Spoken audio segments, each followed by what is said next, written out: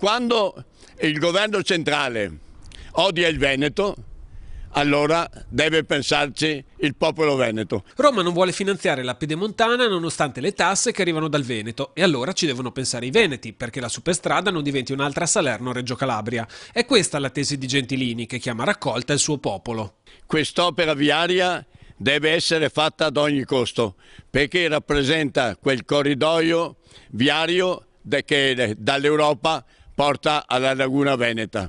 C'è una grossa difficoltà finanziaria, ma Zaia ha chiesto il finanziamento al governo centrale. Finanziamento che il sottosegretario veneto all'economia Baretta pare abbia già negato col rischio di bloccare definitivamente tutto. Ecco perché, secondo Gentilini, questa poteva essere la prima prova di autonomia del Veneto, tenere le tasse sul territorio per finanziare un'opera per il territorio. Il popolo veneto è arbitro del proprio territorio e quindi anche in momento di difficoltà finanziaria deve dare il suo apporto e appoggiare fortemente l'iniziativa di Zaia.